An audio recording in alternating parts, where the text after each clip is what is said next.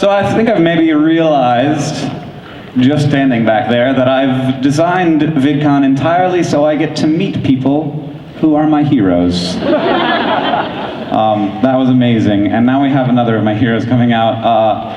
Fred Seibert was the first employee of MTV. He created Nick at Night. He changed Nickelodeon from being like the last most popular cable channel to like the number 3 most popular cable channel.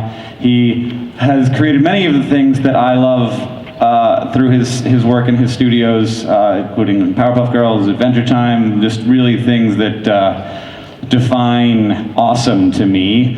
And he's been doing it for a long time and continues to be on the edge in a way that makes me feel like you are obsessed with a thing that most people aren't obsessed with. And I don't know how it's still halftime, by the way, if you were curious.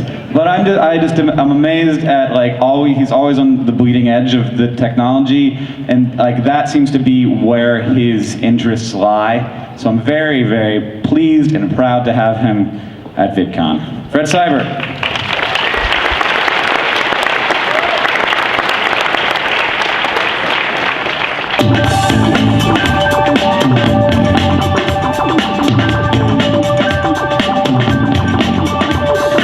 Same as it ever was.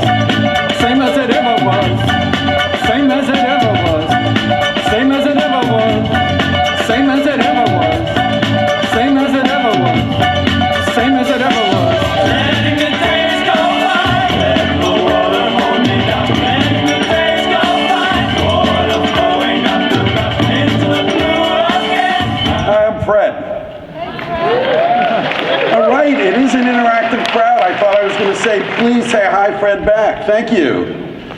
You know, I've been really anxious about this talk, partly because Hank gave me so many things that he was asking me about.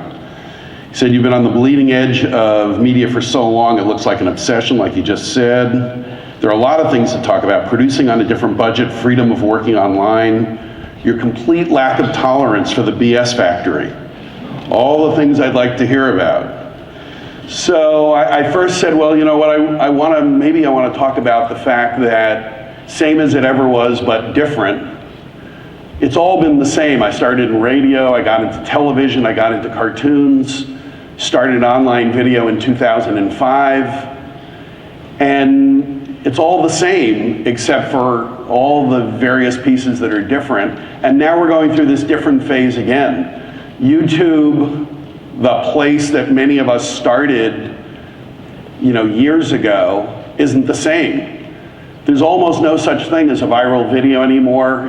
It's kind of a myth that all of the business people talk about, but we know it isn't true anymore. It's really hard. We don't get an email 5 times a day. Did you see the latest? Did you do this? Did you do that? We have to work a lot harder in order for people to see it. And so I was going to talk about that.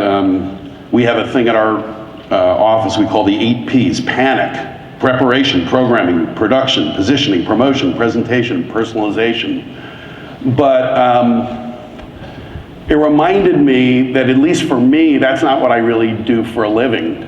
I don't know actually how to do much at all. It's the people I work around who do things. And it occurred to me a couple of years ago that what I do for a living is I'm a fan for a living. Like all of us who are doing all this stuff that we do, we're fans. We're super fans. And we're such big fans that we decide to make things to share our fandom. In my case, I just look for people to be in love with. And I meet Penn Ward, and I'm in love with Penn Ward, so I want to do Adventure Time. Or we meet Natasha Allegri, and we make her cartoon Bee and Puppy Cat because she's so wonderful. It turns out to be the biggest animation Kickstarter in history.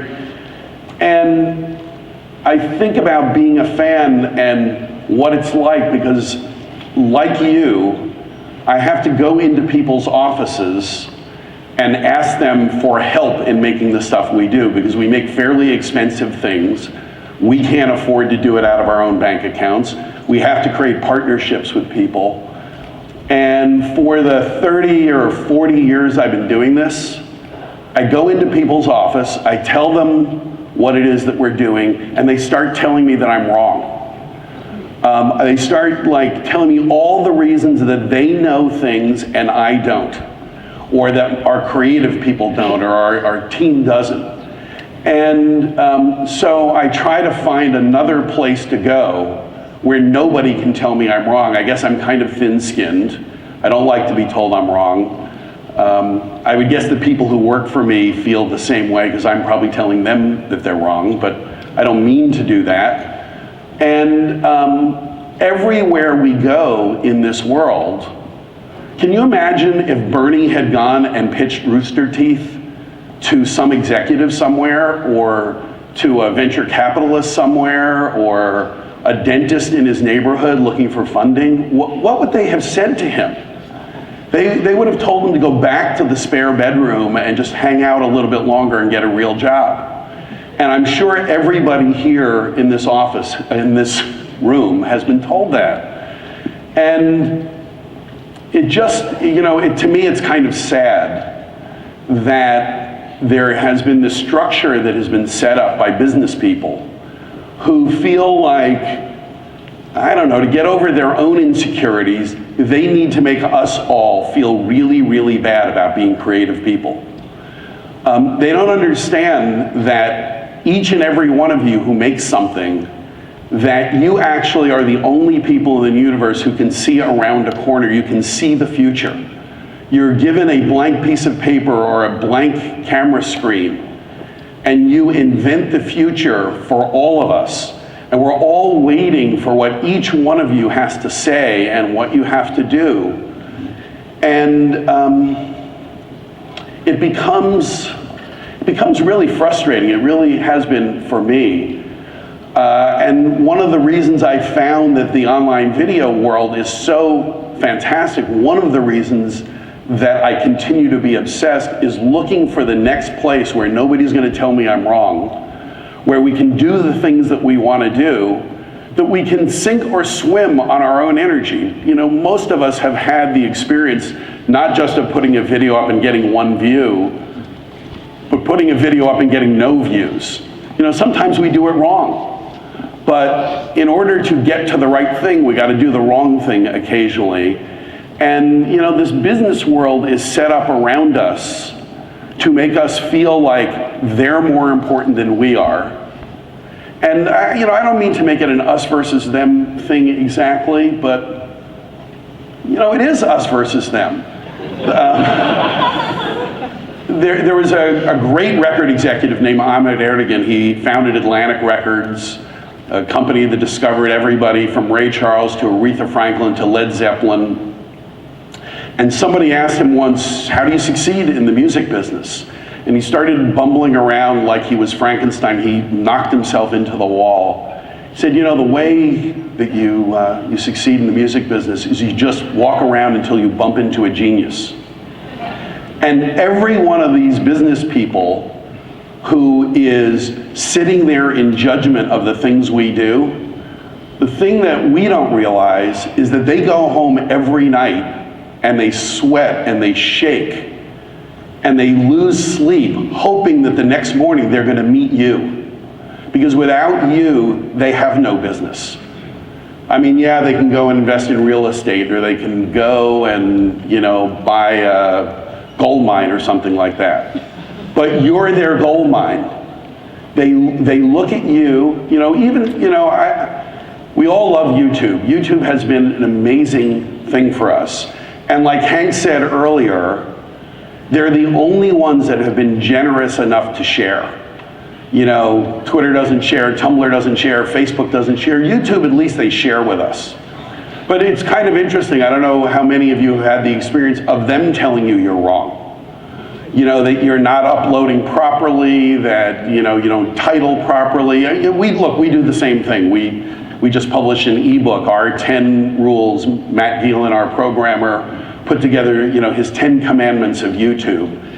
Luckily, I think he was smart enough that in the 10th commandment said, please ignore everything in 1 through 9 and do it your way. Because great, talented people like you, doing it your way, you are the future. your today, your tomorrow, your years from now, you are going to be defining the world and the business world that is out there. I hope we can all remember that and be excited about what we do when we're going out today and meeting all of our fans and figuring out what we're doing with them and the new things that we can do with them. The world is changing every hour. We are driving that change. And at 62 years old, I'm really proud to be part of this. I can't believe that I'm lucky enough to keep going over and over and over again, to be in the game with you. If we ever meet and I tell you you're wrong, please throw it back in my face. I hope you know that you're the hope of this, this cultural world that we live in. You are defining the culture that people will talk about for decades to come. And I hope you consider yourself as lucky as I consider myself, because without you, it'd be a really boring place out there. Thank you very much, everybody.